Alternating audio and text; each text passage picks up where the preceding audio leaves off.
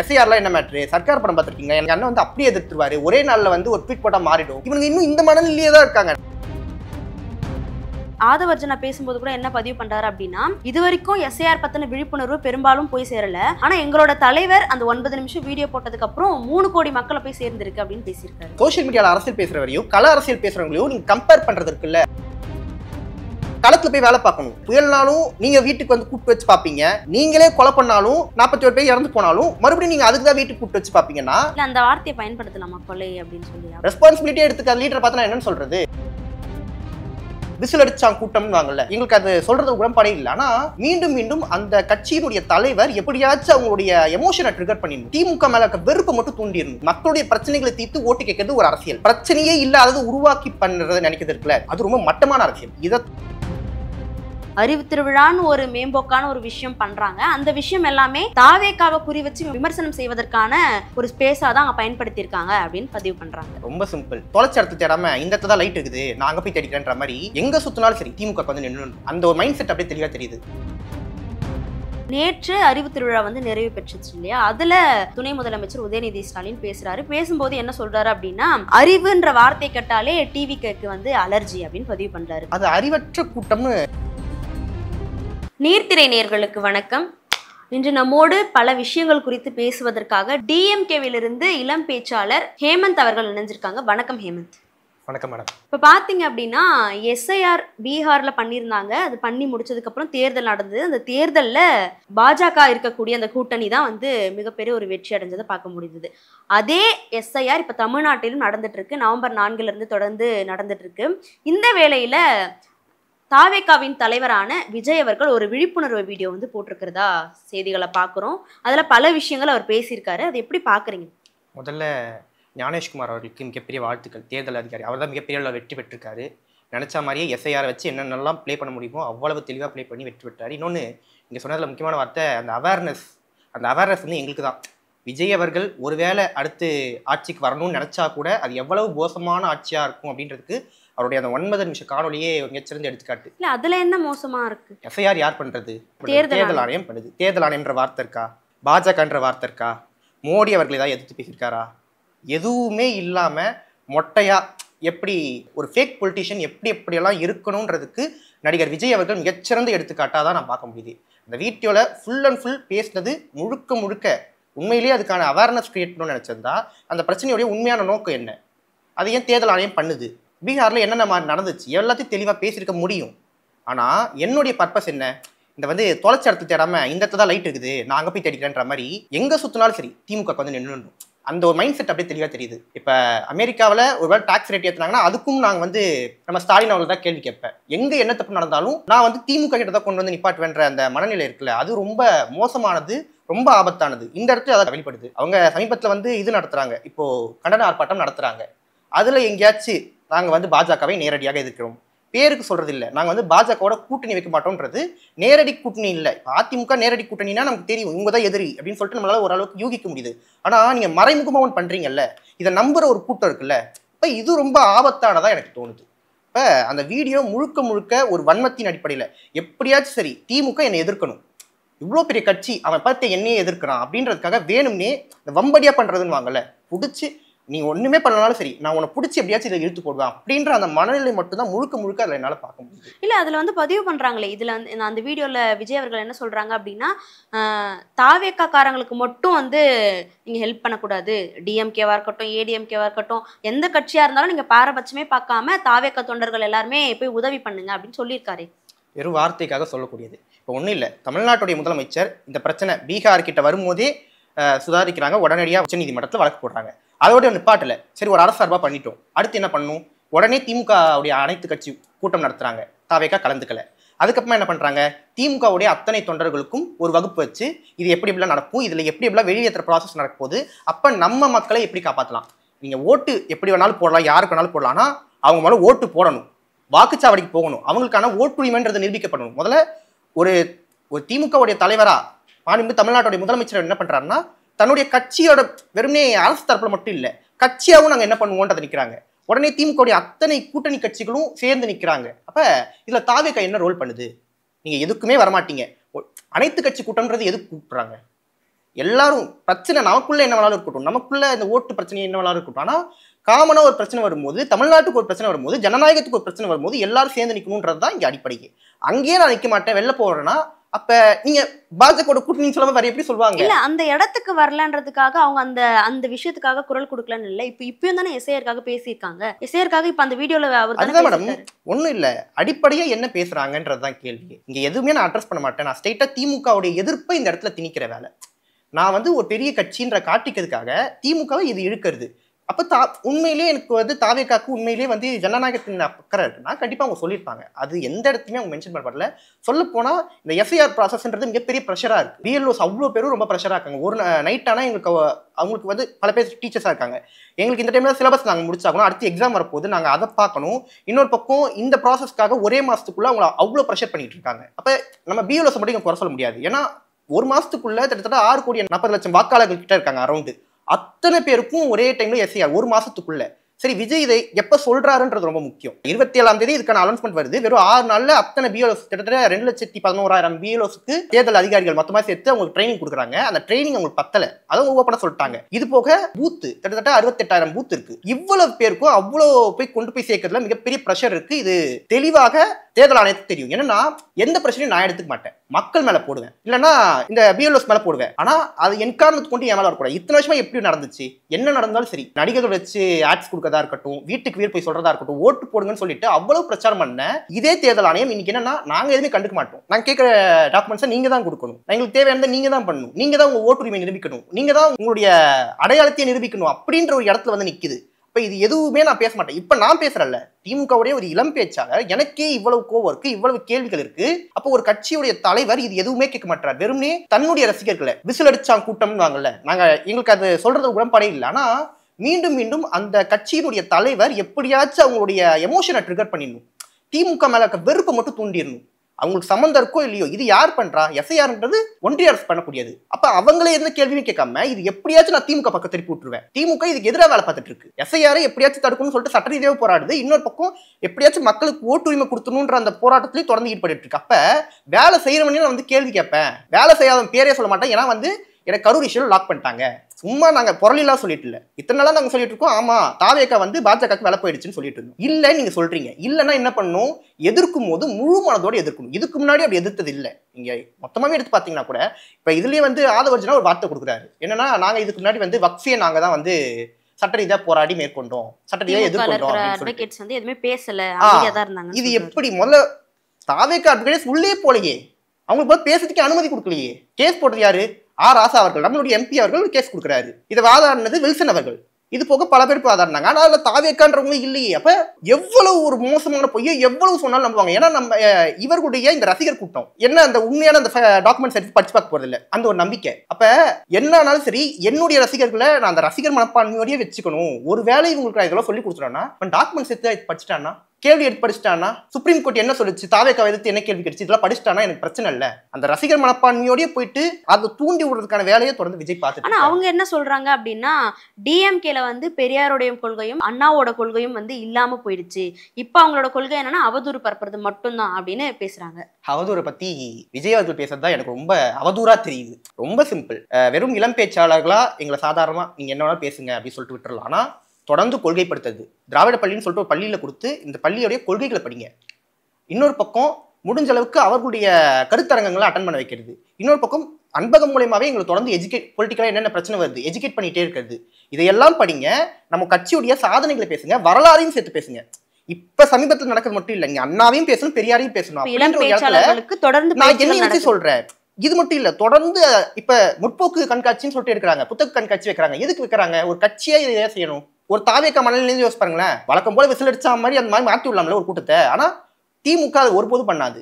பெரியாருடைய வழியில, அண்ணாவுடைய வழியில, கலைஞருடைய வழியில அடுத்தடுத்து நாங்க போகணும் அப்படின்றத தொடர்ந்து அவங்க முன்னிறுத்திட்டே வராங்க. அப்ப கொள்கைகளை பேசி வளர்த்துட்டு இருக்க ஒரு கூட்டமா தான் இன்னைக்கு திமுக தொடர்ந்து பயணிச்சுட்டு இருக்கு. தேர்தல் லாபத்துக்காக இங்க எதுவுமே பண்ண போறது இல்லை. நினைச்சிருந்தா தேர்தல் லாபத்துக்காக வெறுமனே இந்த இடத்துல ஓட்டு பிரச்சாரத்தை எடுத்துக்கலாம். ஆனா நம்ம என்ன பண்ணிட்டு, திமுக சார்பில் என்ன பண்றாங்கன்னா, ஒரு பக்கம் வெள்ள பணிகள் வருதா, நீங்க வெள்ள பணிகள் போய் பாருங்க, அதுக்கான ஒரு கூட்டம் போடுறாங்க. இன்னொரு பக்கம் என்ன பண்றாங்கன்னா, இந்த எஸ்ஐஆர் வருதா, இதுக்கான ஒரு முன்னெடுப்பு எடுங்கன்றாங்க. அப்ப ஜனநாயக கடமை, மக்களுக்கான கடமை, அதுக்கப்புறமா தேர்தல் கடமை. தேர்தல் நம்ம எனக்கு இருந்தாலும் ஜெயிப்போம், அது எங்களுக்கு தெரியும். ஆனா அதுக்கு முன்னாடி என்னென்ன பிரச்சனைகள் இருக்கு, மக்களுடைய பிரச்சனைகளை தீர்த்து ஓட்டு கேட்கறது ஒரு அரசியல். பிரச்சனையே இல்லாதது உருவாக்கி பண்றது நினைக்கிறது இருக்குல்ல, அது ரொம்ப மட்டமான அரசியல். இதைத்தான் எனக்கு தாவேக முன்னெடுத்து. இப்போ நீங்க பேசுறப்போ புத்தக கண்காட்சி பத்தி எல்லாம் சொல்லியிருந்தீங்க. அறிவு திருவிழாவை பத்தியும் அவங்க மென்ஷன் பண்றாங்க. என்ன மென்ஷன் பண்றாங்க அப்படின்னா, அறிவு திருவிழான்னு ஒரு மேம்போக்கான ஒரு விஷயம் பண்றாங்க. அந்த விஷயம் எல்லாமே தாவேகாவை குறி வச்சு விமர்சனம் செய்வதற்கான ஒரு ஸ்பேஸா தான் அவங்க பயன்படுத்தியிருக்காங்க அப்படின்னு பதிவு பண்றாங்க. ரொம்ப சிம்பிள். குற்றமுள்ள நெஞ்சு குறுகுறுக்கும். ஒரு கூட்டத்தை பார்த்து நாங்க கேள்வி கேட்கிறோம். என்னன்னா அந்த கூட்டத்துக்கு அரசியல் அறிவு இல்லை அப்படின்னு சொல்றோம். நாங்க யாரையும் பர்டிகுலரா சொல்லல. ஆனா பெயின் வரும்ல, கேள்வி வரும்ல, ஏன் ஐயோ நம்ம தான் சொல்றாங்கன்ற அந்த பதட்டத்துல உண்மையிலேயே அந்த குற்றவாளி வெளில வரான்ற மாதிரி தான் நான் பாக்குறேன். ஏன்னா அங்க சொன்னது எல்லாமே அரசியல் படுத்தப்படணும். உதயண்ணா ஒரே அரசியல் அறிவு இல்ல அப்படின்னு தமிழ்நாட்டுடைய துணை முதலமைச்சர் ஒரு வார்த்தை சொல்றாரு. என்னன்னா, இங்க ஒரு சுத்தத்தை பத்தி பேசும்போது, சுகாதாரத்தை பத்தி பேசும்போது கிருமிகளை பத்தி பேசிதாகணும். அப்ப இங்க கொள்கையை பத்தி பேசும்போது கொள்கை அறிவற்ற ஒரு கூட்டத்தை உருவாக்கிட்டு இருக்காங்களே, அதையும் எதிர்த்து பேசியாக வேண்டிய நிலைமையில தான் இருக்கும். அவர்களும் தமிழ்நாட்டை சேர்ந்தவங்க தான், அவங்களுக்கும் இங்க எல்லாமே இருக்கு. அப்ப அவங்களும் ஒரு கூட்டம் இப்படி மாத்திட்டு இருக்கே, மழுங்கடிக்கக்கூடிய வேலையை பார்த்துட்டு இருக்கேன்ற ஒரு ஆதங்கம் தான் அது. இப்ப அந்த விதத்துலதான் இது அணுகணுமே தவிர இது அவதூறு கிடையாது.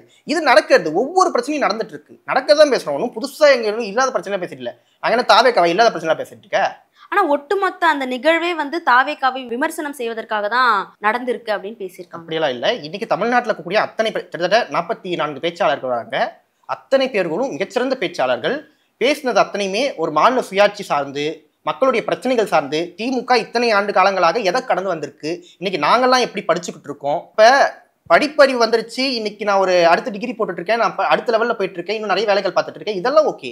எங்க அப்பா படிக்கலையே, என் தாத்தா படிக்கல, ஏன் படிக்கலன்ற கேள்வி எழுப்பணும். அப்ப நான் ஏன் படிச்சேன்ற ஒரு விடையும் இங்க இருக்கு. இப்ப வரலாறு படிக்காம உடனே போற போக்குல திமுக எதுவுமே செய்யல, இது போற போக்குல வைக்கிற விமர்சனம் இல்லை.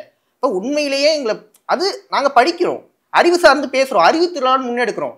அப்ப அறிவற்ற கூட்டத்துக்கு பெரியார் சொல்வார்ல, இங்க எவ்வளவு ஒரு அறிவார்ந்த கூட்டத்தை கூட சமாளிச்சிடலாம், ஆனா அறிவற்ற கூட்டத்தை இங்க சமாளிக்கிறது ரொம்ப கஷ்டம்ன்றவார்ல, அதே மாதிரிதான் இங்க அறிவற்ற கூட்டங்கள் பேசிட்டு இருக்கோம். இது அறிவு இல்லாம உறுத்தலா தான் இருக்கும், குற்ற உணர்ச்சி. அது என்னடா இது நம்மள சொல்றாங்களே, அந்த குற்ற உணர்ச்சி அங்க வெளிப்படுதுன்றத நான் பாக்குறேன். அந்த புத்தக கண்காட்சி நீங்க பார்த்துருந்தீங்கன்னா தெரியும், அத்தனை முற்போக்கு சார்ந்த, பொதுவுடைமை சார்ந்த, எல்லா சிந்தனைகள் சார்ந்த அத்தனை புத்தகங்களும் இருக்கு. அவ்வளவு பேரும் தன்னுடைய திராவிட கொள்கைகள் மட்டும் வச்சு அங்க போட்டிருக்கலாம், ஆனா இல்ல, எல்லா கருத்துக்களுக்கும் அங்க முன்னுரிமை கொடுக்கப்படுது. இப்ப அப்படிப்பட்ட ஒரு அறிவு திருவிழாவை எடுத்திருக்காரு. இன்னும் ஆண்டுதோறும் எடுப்போம்னு சொல்றாங்க. இது போக தொடர்ந்து வெறும் கட்சி பணி மட்டும் பார்க்கல, இங்க அதை தாண்டி இன்ஸ்டிடியூஷனலா என்னென்ன ஒர்க் பண்ணணும். இப்போ தேர்தல் ஆணையம் நமக்கு எதிராக மாறுது, இடி நமக்கு எதிராக மாறுது. இப்போ இதெல்லாம் எதிராக மாறுதுன்னா வெறுமனே நம்ம நேரடியா நான் உன்னை எதிர்க்கிறேன் அப்படின்ற ஒரு வார்த்தையில எதிர்ப்பு இல்லை.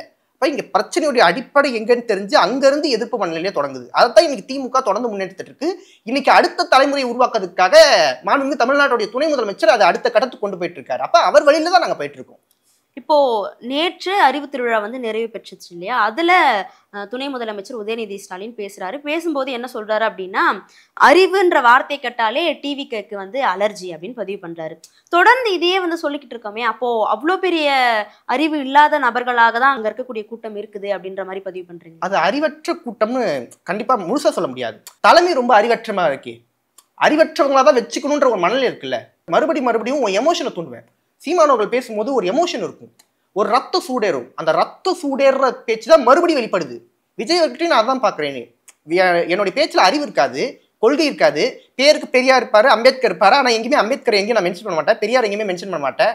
சும்மா இந்த சைட்ல 2 பேர் இன்னும் நான் நடுவில் நடந்து வந்த ஒரு மாசா இருக்கும். இந்த ஒரு படத்துல எல்லாம் காட்டுவாங்கல்ல, இந்த ஒரு மனநிலை தான், அந்த திரைப்படங்களுடைய மனநிலை தான் இங்கே வெளிப்பட்டு இருக்கு. சொல்ல போனா இன்னும் விஜய் நடிகர்ன்ற இடத்தை தாண்டி அவர் 1 இன்ச்சு கூட நவரல. அப்ப அவருடைய ரசிகர் கூட்டம் மட்டும் எப்படி தொண்டர்ன்ற இடத்தை தாண்டி வருவாங்க? அப்ப நாங்க ரசிகர் மனநிலையை தான் விமர்சிக்கிறோமே.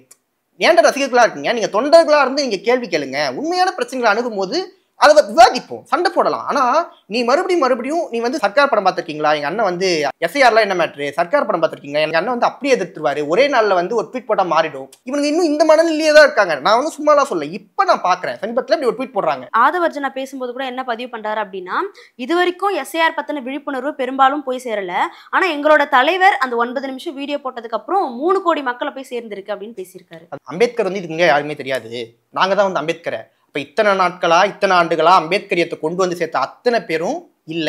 சோசியல் மீடியால அரசியல் பேசுறவரையும் கள அரசியல் பேசுறவங்களையும் நீங்க கம்பேர் பண்றது இருக்குல்ல, அது விட ஒரு மோசமான மனநிலை இருக்க முடியும். அத்தனை பேர் களத்துல போய் பார்த்து ஊர் ஊரா போயிட்டு திமுகவுடைய இளைஞர் அணி, திமுகவுடைய அத்தனை அணிகளும் என்னென்ன பண்ணணும்னு சொல்லிட்டு ஊரா போயிட்டு அப்பத்தா சித்தி சித்தப்பான்னு சொல்லிட்டு ஒவ்வொருத்தர்கிட்ட இதுதான் பிஎல்ஓ ஃபார்ம், இப்படிதான் ஃபில் பண்ணணும், தப்பா ஃபில் பண்ணனா நமக்கு பெரிய பிரச்சனை வரும்னு சொல்லிட்டு ஒவ்வொரு என்னுடைய அண்ணன்மார்களும் அத்தனை பேர் பண்ணிட்டு இருக்காங்க.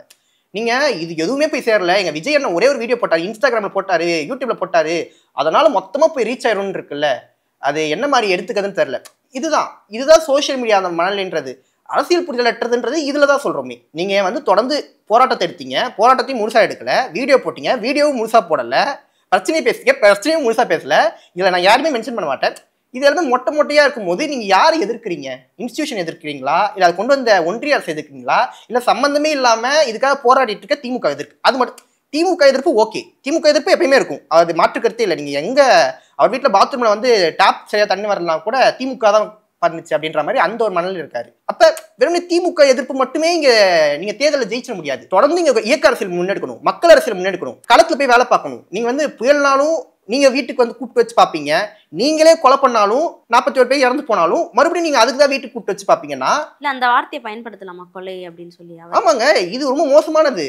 நான் எந்த விதமான ரெஸ்பான்சிபிலிட்டி எடுத்துக்க மாட்டேன்னு இருக்குல்ல, ரெஸ்பான்சிபிலிட்டியே எடுத்துக்க லீடரை பார்த்து நான் என்னன்னு சொல்றது? அப்ப நீங்க எடுத்துக்கோங்க ரெஸ்பான்சிபிலிட்டி. உங்களை நம்பி தானே வந்தாங்க அந்த கூட்டம். அப்ப ரெஸ்பான்சிபிலிட்டியே எடுத்துக்காத விஜய் அவர்கள் இதுக்கும் எடுத்துக்க போறது இல்ல. இதுக்கு கருத்து வரலையே. பாதிக்கப்பட்ட மக்களை கூப்பிட்டு பேசுறாரு அவர் தான். வீட்டுக்கு கூப்பிட்டு பேசுறது என்னது? இது சும்மா பேருக்கு கண் துடைப்பீங்க. ஏன்னா அடுத்து ஜனநாயகனுடைய பாட்டு ரிலீஸ் பண்ணும்ல, அடுத்து ஃபர்ஸ்ட் லுக் ரிலீஸ் ஆகணும்ல, அப்ப வந்து கேட்போம்ல ஏன் இன்னும் பார்த்து கேட்கல அப்படின்னு சொல்லிட்டு கேட்க கூடாதுன்றதுக்காக இவங்க ஒன்று பண்ணக்கூடியதுதான். இது வந்து எப்படியுமே முழுசாகாது.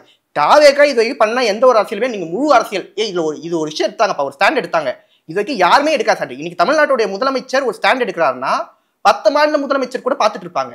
இவர் தமிழ்நாட்டை என்ன அடுத்து ஒரு மசோதா வருதுன்னா தமிழ்நாடு இதுக்கு என்ன ரியாக்ட் பண்ண போகுதுன்னு சொல்லிட்டு காத்திருக்காங்க. அப்ப இது விஜய் அவர்களுக்கு ஏதாவது ஒரு பாயிண்ட் ஆச்சு ஒரு மாதிரி நச்சுன்னு வச்சாருன்னு சொல்ல முடியாது. ஒரு அரசியல கூட முழுசா தெளிவா எடுத்துக்க மாட்டாரு. அது ரசிகர் மனநிலையா நல்லா இருக்கும், பஞ்ச் லைனுக்கு நல்லா இருக்கும். இதுல கூட இருந்தாரு தமிழக வெற்றி கழகம் தான் தமிழ்நாடா, தமிழ்நாடு தான் தமிழக வெற்றி கழகமா, ரைமிங் சென்ஸுக்கு நல்லா இருக்கும். ஆனா இதுதான் உங்க அரசியலா?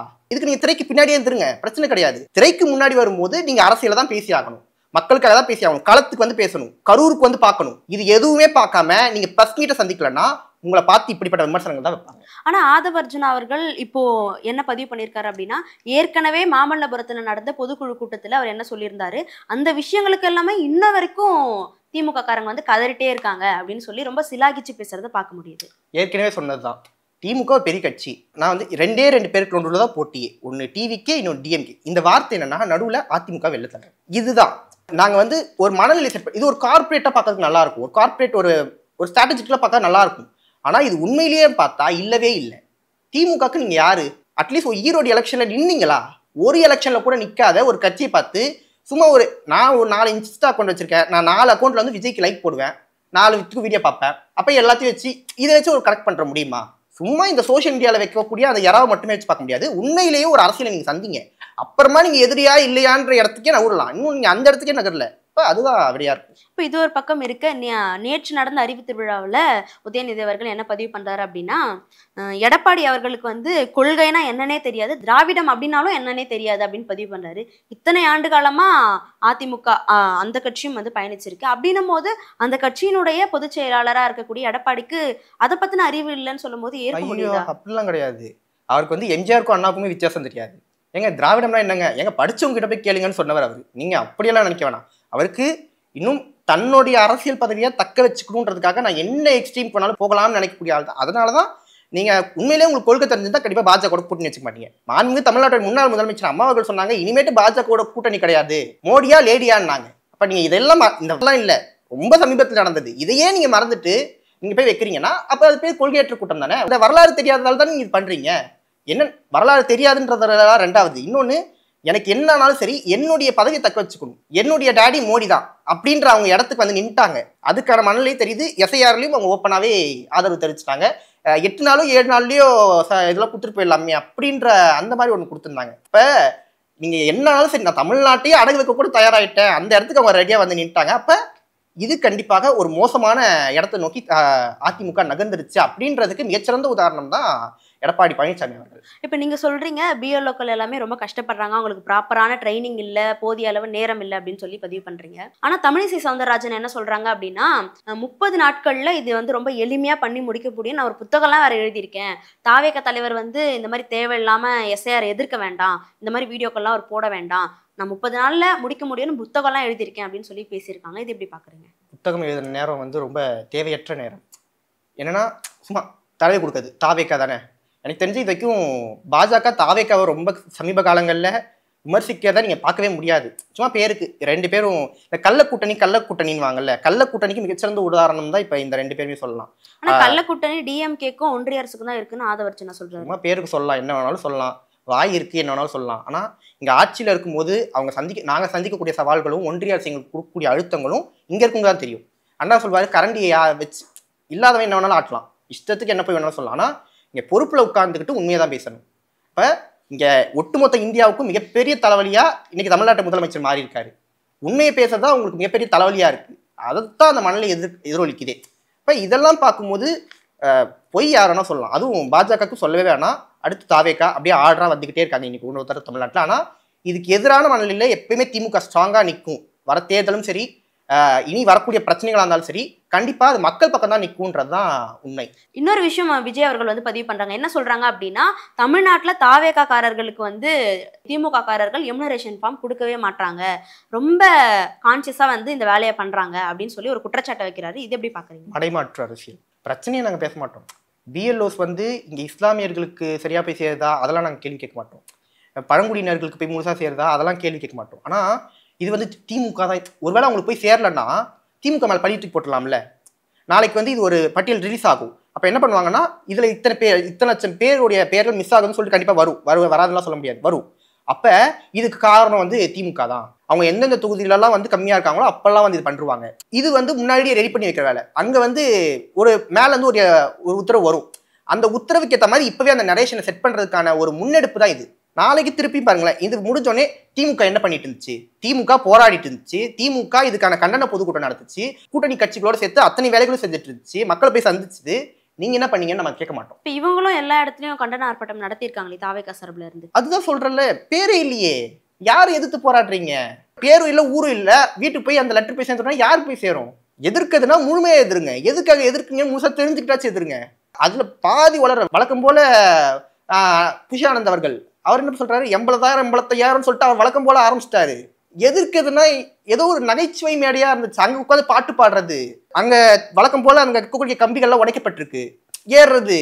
அப்ப இது கூட்டம் எப்படி எதிர்க்கிறதுனா முதல்ல நான் உங்களையே எதிர்க்கிற இடத்துல வந்துட்டு நிற்கிறீங்க போல இருக்கே. எதிர்க்கிறதுனா உண்மையிலேயே ஒரு கட்சி எதிர்க்கிறதுனா வேற, ஒரு ஆட்சி எதிர்க்கிறதுனா வேற, ஒரு திட்டத்தை எதிர்க்கிறதுனா வேற.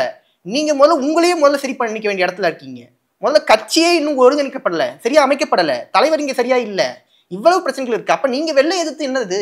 ஓகே சார், இவ்வளவு நேரம் நீர்த்துறையோடு பல கருத்துக்கள் பகிர்ந்துக்கிட்டீங்க, ரொம்ப நன்றி. நன்றி.